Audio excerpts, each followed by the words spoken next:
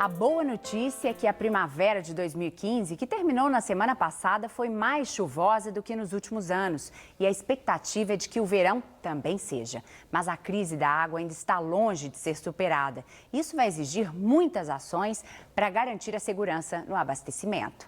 Para falar mais sobre esse assunto, eu vou conversar com a Marúcia Watley. Ela é coordenadora da Aliança pela Água, uma organização da sociedade civil para enfrentar essa crise.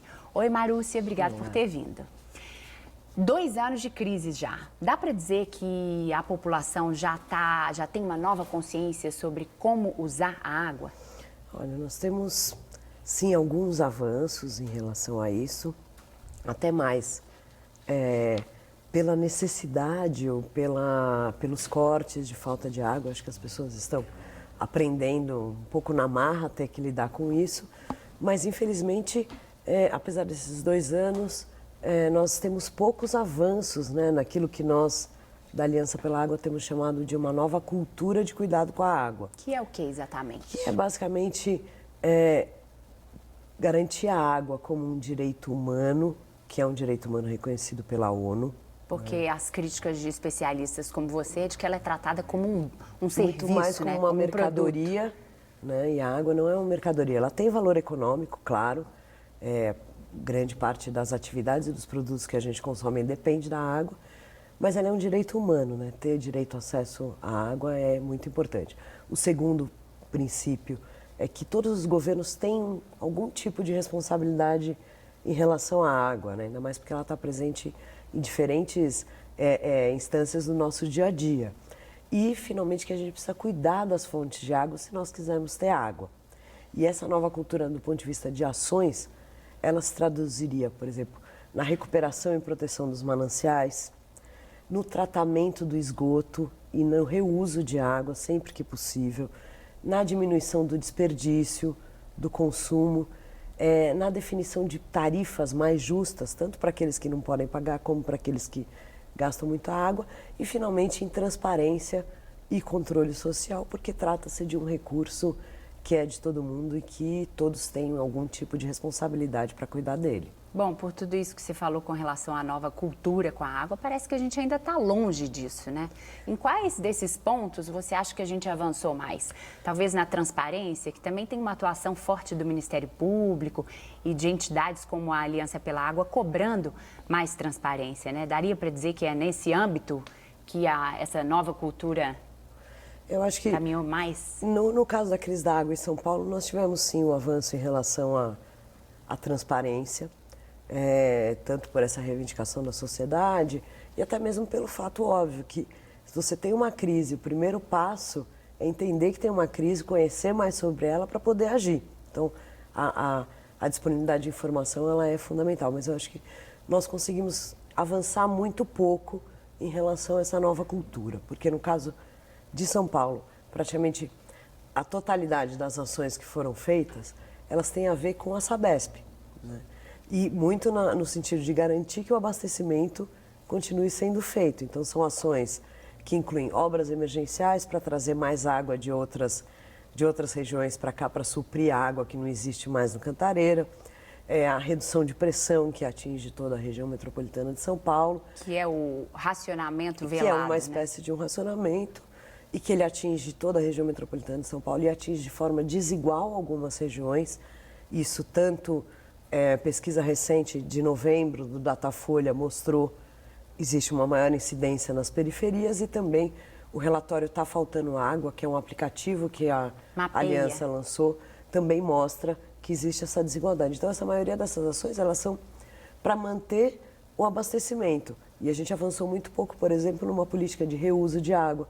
Todas essas chuvas que estão caindo agora e que a gente fica pensando, pô, às vezes a gente está sem água em casa e com um alagamento na rua de uma água de chuva que está indo embora e que nós não conseguimos avançar no uso desse tipo de recurso. Você disse na questão dos governos, né? Porque as pessoas, eu vejo assim, muita gente que já armazena sua própria água de chuva, tem alguns tonéis, mesmo caixas d'água, mas falta do poder público, sim, né? Do ponto de vista esse de política pública mesmo, porque acho que existiu um aumento, né, da quantidade de pessoas armazenando água de forma correta e até de forma muito arriscada, tanto é que nós conseguimos já hoje fazer uma correlação direta entre epidemia de dengue e esse armazenamento feito de uma forma não tão adequada, né?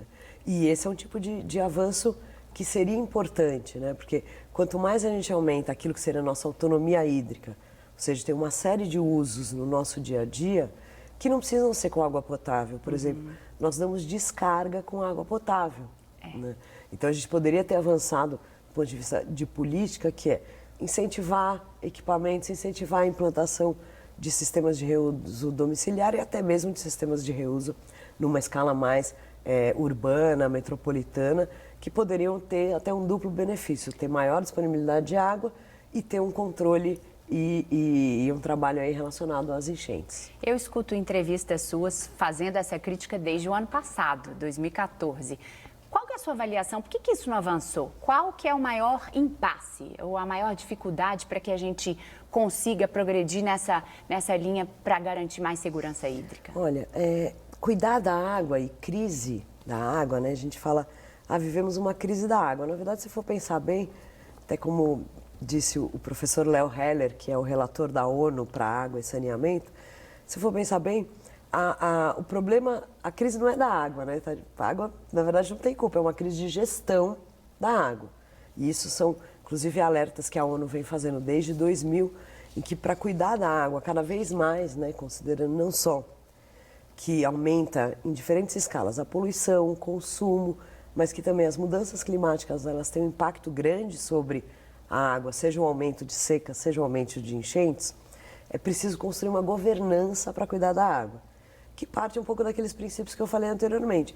Entre eles, que todos os níveis de governo têm responsabilidade. Eu acho que uma das coisas que nós não conseguimos avançar ao longo de 2015 em relação à crise é porque boa parte das ações ficaram muito centralizadas no governo estadual, que tem uma grande responsabilidade aqui em relação ao tema, e de certa forma ele não só centralizou, como também as outras partes, governo federal e municípios, que têm um grande papel, uma grande responsabilidade em relação à água, seja o abastecimento, seja a drenagem, seja a questão da poluição dos rios urbanos e até proteção dos mananciais, esses outros governos acabam se omitindo. Um governo centralizou e os outros governos acabam se omitindo. Então, acho que talvez esse tenha sido um ponto que nós conseguimos avançar muito pouco, que é a construção de uma governança mais compartilhada entre governos, inclusive envolvendo diferentes segmentos da sociedade, nesse cuidado com a água.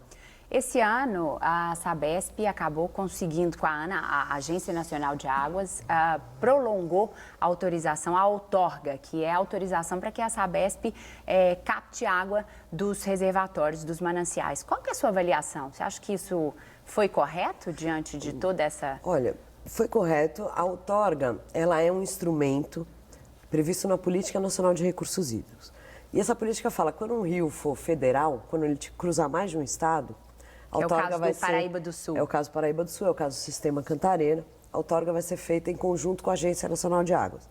Quando o rio for estadual, estiver só no estado, a outorga é feita pelo Departamento de Recursos Hídricos, no caso de São Paulo, o Departamento de Águas e Energia Elétrica. Foi muito importante essa discussão da outorga do Sistema Cantareira. Ela, inclusive, tem uma transparência e um grau de informação muito maior, que do que, por exemplo, a discussão que vem sendo feita, que, aliás, não existe a discussão, mas que é as autorizações que o Departamento de Água e Energia Elétrica vem dando para a Sabesp, por exemplo, de fazer a transposição do Taquacetuba, que é um braço da Billings, para Guarapiranga, em níveis muito maiores do que estavam previstos no seu estudo de impacto ambiental.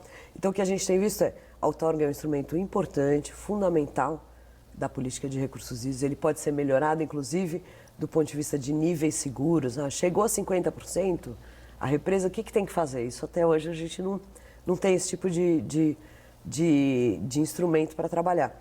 Mas o que a gente aprendeu ao longo desse ano é que existe uma desigualdade muito grande entre aquela outorga que é discutida nos comitês de bacia do Piracicaba, do PCJ, né? PCJ, Piracicaba, Capivari e Jundiaí, que é onde está o Sistema Cantareira, e daquelas que são autorizadas no âmbito da bacia do Alto Tietê, que praticamente não se conhece sobre elas e não se tem informações. Então, pensando que nós temos um sistema que pega Cantareira, Alto Tietê, Guarapiranga, Billings, e que de certa forma esse sistema está todo integrado, é possível transferir a água do Alto Tietê para onde antes era o Cantareira, seria também desejável uma discussão integrada dessas outorgas, né, como um instrumento único que trouxesse aí mais um elemento para o monitoramento, o controle e a prevenção para que a gente não caia em situações como a que a gente viveu ao longo de 2015. Para finalizar, a perspectiva para 2016, como é que você avalia? Você acha que a gente vai conseguir superar essas dificuldades nessas negociações para ter mais segurança? Como é que você enxerga o ano que vem? Olha, o ano que vem, do ponto de vista de chuvas, ele promete começar um pouco melhor do que nós começamos 2015, que foi um ano muito grave mesmo, do ponto de vista, simplesmente não choveu no verão. A perspectiva agora é um pouco diferente. Segundo os dados da própria Sabesp, as represas do Cantareira e do Alto Tietê devem atingir um nível, né, o Cantareira deve recuperar o volume morto em março, abril. Se continuar chovendo acima da média. Se continuar chovendo e se continuarem sendo aplicadas a redução da retirada de água da Cantareira, manter a sobretaxa, o bônus, a redução de pressão, todas essas ações. Ou seja, não voltamos ainda para uma situação de normalidade. E acho que o ano de 2016 ele ainda vai ser um ano não de uma crise tão intensa, mas de um processo longo de recuperação, porque realmente o que aconteceu ano passado, que tem na estiagem o seu ponto maior, mas que na verdade é uma combinação de fatores, né? A gente teve uma estiagem, colapso, né? Mas a gente teve uma estiagem, só que o problema, a gestão de prevenção para esse tipo de estiagem, a falta de transparente controle social, contribuíram muito para essa situação. Tá bom, Marúcia, muito obrigado por você ter vindo, por falar com a gente. Todas as vezes que a gente te procura, você atende muito bem a nossa equipe. Obrigada. E a gente já vai continuar acompanhando esse assunto em 2016 e a gente volta a falar com você em outras oportunidades.